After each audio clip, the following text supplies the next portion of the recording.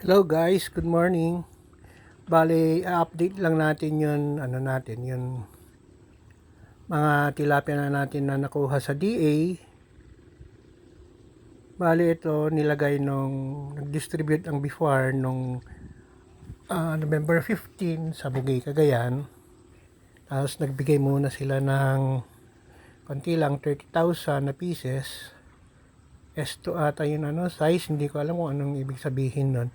Pero nilagay namin sa fish pond.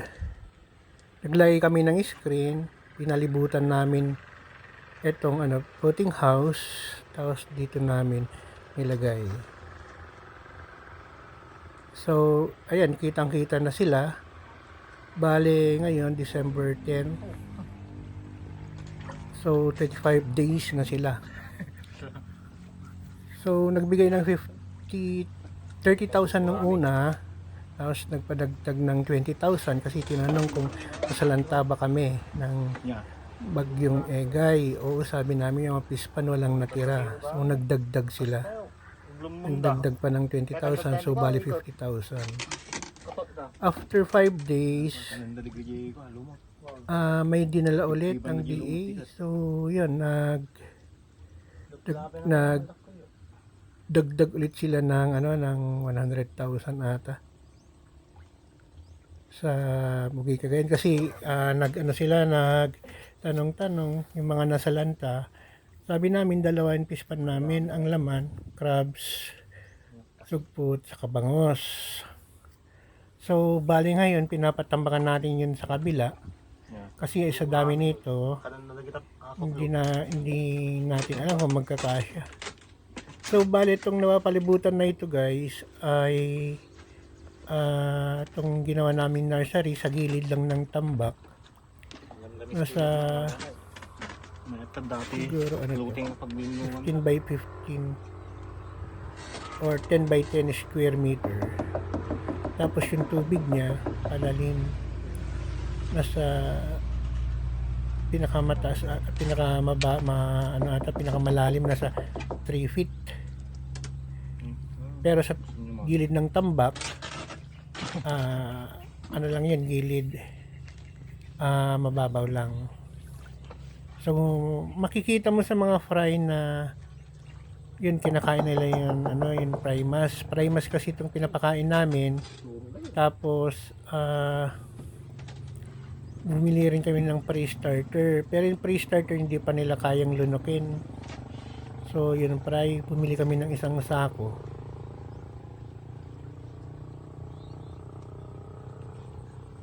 So makikita na sila na nangingitim. Yan.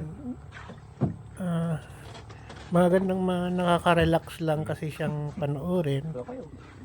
Saka i-upload. So 25 days na sila. Malaki na yun inilaki nila. Kasi nung una, mas maliit pa kaysa kuko ng hinliliit. Actually parang butil lang sila dati ng butil ng mais, ganun. Kaliliit. Ngayon parang na sila, parang kuko na. So problema, may malaking tilapia dito na mga 3 fingers. May 4 ata. Kasi nung una may may anak ng dalag diyan pero nahuli na namin. Kinuha namin ng spear sa gabi. So may mga nakikita kaming dito, mga hipon sa loob ng napalibutan to. Bali ang pinampalibot pala namin yung hapanet.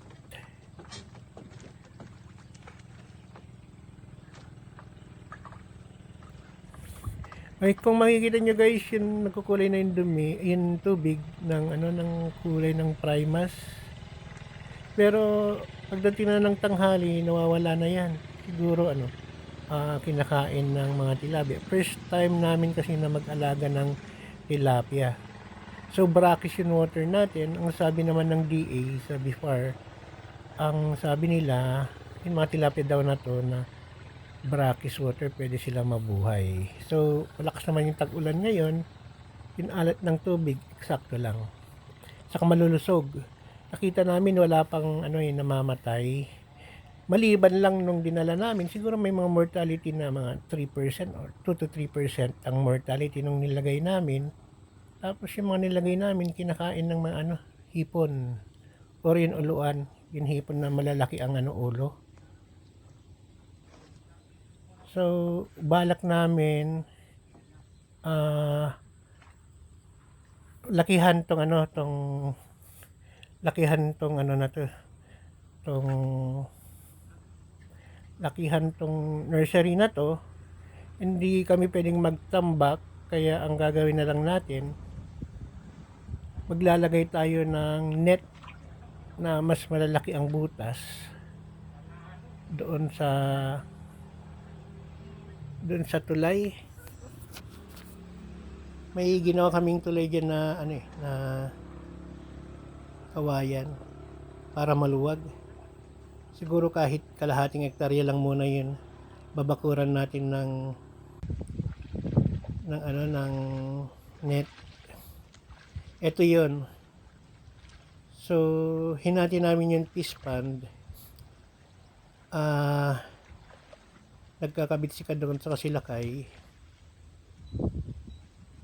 para mas maluwag yon, kasi maging crowded sila, mga ilang araw na lang baka maglutangan na yung mga paisa-isa. So by that time na maglutangan na, mapapansin natin, papakawalan natin. So itong fish pond na to guys ay bagong tambak lang to, 2 months na yung nakakalipas. Pinalibutan namin tong fish pond ng mga 2 feet na tambak. Tao yung ginamit, 15 dati yung trumabaho dyan. Ginawa nila ng 10 weeks. Buong 2.4 hectares po ito. So mapapansin nyo, madaming lupa sa gitna, saka damo. Magastos pala yung pagpapatambak. Hindi kayang tanggalin lahat yan. So sa susunod siguro, kapag kumita, yun yung gagamitin na pagpapatambak. At least nakatulong tayo sa mga tao. Kasi 500 per day po dito sa Bugay, Cagayan. Pero napalibutan na po ito kasi nung bumagyo ng Egay saka Goring, magkasunod po yun. Yung Egay, yun mataas ang tubig pero walang hangin. Umapaw kasi naglagay dati dito ng 40 to 50,000 na sugpo. So yun, konti na lang natira. Saka naglagay dati ng 3,000 na bangas. Mukhang nakatakas yung mga bangas nung bagyo. Sumunod naman si Egay, si Goring. Pero mahina yun yun ulan kay Goring. Malakas lang yung hangin. So ito hanggang kabilang tambak, may may pilapil diyan sa gitna niya na palong pahaba. So yun lalagyan natin ng net para maharang yung mga fry. Pero ang balak natin, eto, palilibutan natin ng net. Bale may nakapalibot na dyan na 3. 90 meters ang haba. Yun, size 17 na CC net ata yan. Eto mas maliliit ang nito ang butas nito. So yung mga kasing laki ng langaw or mas malaki sa kuko, hindi na po makakatakas yan. So bumili ako dati sa Divisoria ng 2 ganyan na net para magamit sa mga fry. Kasi pag pinakawalan mo yun ng fry, kakainin lang sila ng mga wild fish dahil tong fish pond natin may mga mangrove snapper, yung mga igat, amoy nga to, mga dito dalag or tawag namin at tasi, mga maliliit pa kasi laki ng siguro tamba. Yun yung mga yung mga predators na pwedeng kumain sa mga fry. Pero malalaki naman yung mga tilapia natin, siguro hindi na ganun kabilis. problema na lang natin yung pagpapakain, sa dami ba naman, 150,000 na fry. So abang-abangan nyo guys, kasi i-upload natin to kung pwede twice a week or once a week para makita yung progression niya, kung kikita ba. Kasi nakatatlong ano na tayo dito, nakatatlong soak na tayo, bangos, sugpo, yan. Bantay sa lakay tayo, tapos yung bagyo talagang ano, mukhang konting-konti lang talaga natira. Ito, papalibutan din natin ito ng sinasabi ko kanina, size 70 na CC net para ano na rin ng magnanakaw, harang na rin sa magnanakaw. So may nailagay na dyan na tatlong balkot, mga bago. Ang tansya ko na pwedeng ilagay dyan, mga tatlo, 8. So meron pa sa bahay tatlo, meron pa sa bahay 4. So yun, maglalagay na lang ng tali sa taas niya at sa kababa. Ang ginagamit natin na tali dyan, size 17 ang butas, yung numero 7 na lubid. Kasi kung numero 6 medyo maliit, numero 8 naman masyadong malaki, hindi magkasya sa butas, mahirap ilagay. So kakainin ka ng 2 oras sa paglalagay mo ng tali pa lang sa taas at sa baba niya, tapos yung tao pa na maglalagay. So kapag nailagay natin to, yung mga fry, pwede na nating pakawalan. Pero maglalagay pa tayo sa bandang unahan, malapit sa kalsada ng ganyan, para mas mas sure tayo. Kasi minsan may mga ano dyan, madaming ibon, kawan ng ibon, mga kumakain ng fry. So tong ano natin, tong babakuran na to, mahigit 1 hektarya hanggang doon sa bahay. So dito banda, malapit to sa kalsada, yan, maglalagay din tayo ng net para kapag mapapansin natin na overcrowded na kung talagang or pwede na silang pakainin ng pre-pellet na tate. Yan. So ang sabi nila, overcrowded kasi nga may mga lupa pa sa loob. So hindi naman lumot ang papakain natin,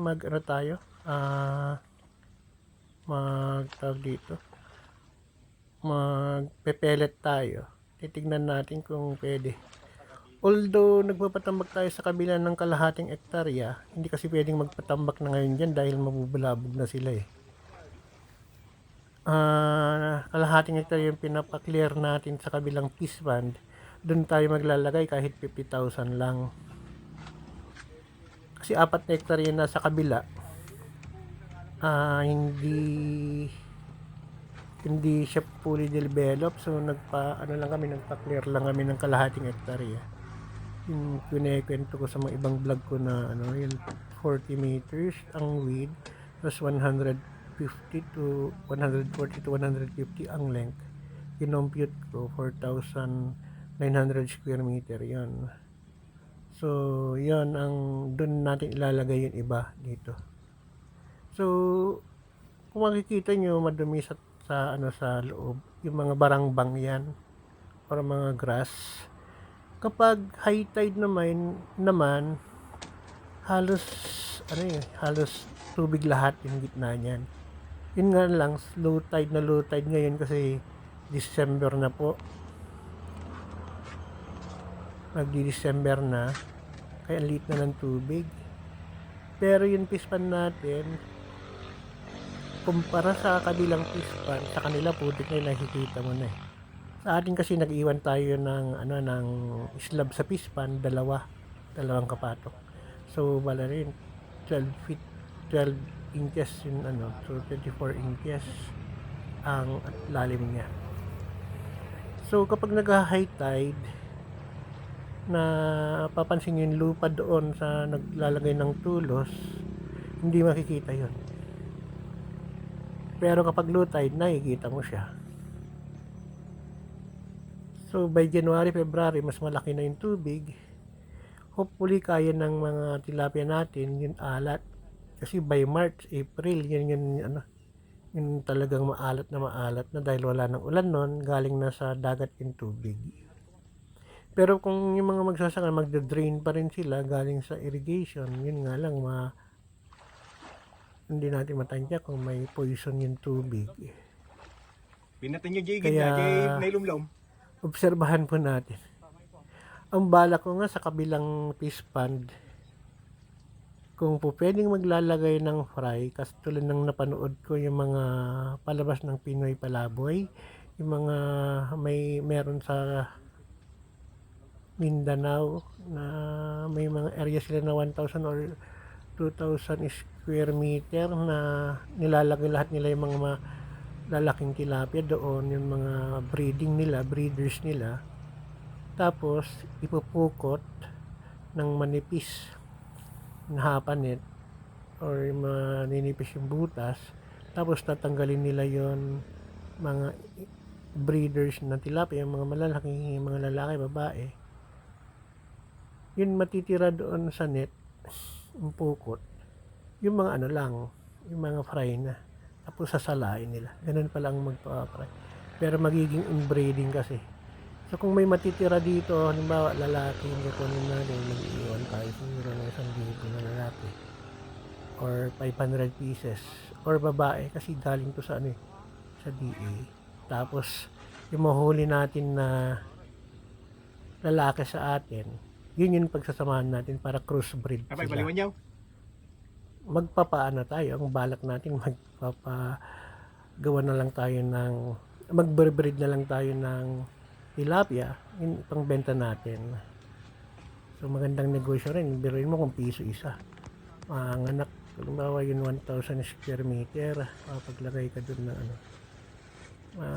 500 ay 1,000 na babae, tapos 500 na lalaki or 300 na lalaki. Buwan-buwan yun ata pinupukot nila yung mga anak. So trial and error tayo. Di bale mag-vlog din tayo, papakitin natin yun yun nakaabang doon na na nursery. Napalibutan yun, may nakalagay na PVC ang lagusan. So in and out ang tubig kapag high tide, papalitan yun to, pag low tide nagda-drain yung tubig. So yun. So nagpapahanap na ako ng mga babae, yun mga nahuhuli sa pispan natin, mga brackish water na mga tilapia. Yun, ipunin na natin lahat yun. Ilalagay na natin sa nursery. Para kapag lumaki yung mga babae dito, halimbawa may mabuhay sana po, maglalagay tayo doon ng kahit 1,000 or 1,500 na babae or 2,000 kasi nasa 1,000 square meter naman yung nursery doon na na-prepare. Kung kikita, magpapadagdag tayo kasi 4 hektarya naman yung kabilang fish pond. So hopefully samahan niyo po ako para ma-experience natin kung paano magpalaki ng tilapia. Hindi natin kasi sigurado to dahil bigay ng DA, hindi natin alam kung gaano ka taas yung tolerance na sa salinity. Kung hindi mag-click, ang gagawin na lang natin na breeder, yung mga tilapia sa loob, yung mga giant, kasi may nakukuha tayong 1.8 kilos, 1.2 kilos na mga tilapia, karamihan 700 grams. Yun ang gagawin natin, pag-umpisan natin para mag-breed. Yun, sure, sure na brackish water na tilapia yun. Yun yung papadamihin natin kung hindi mag-click to. Bye-bye po.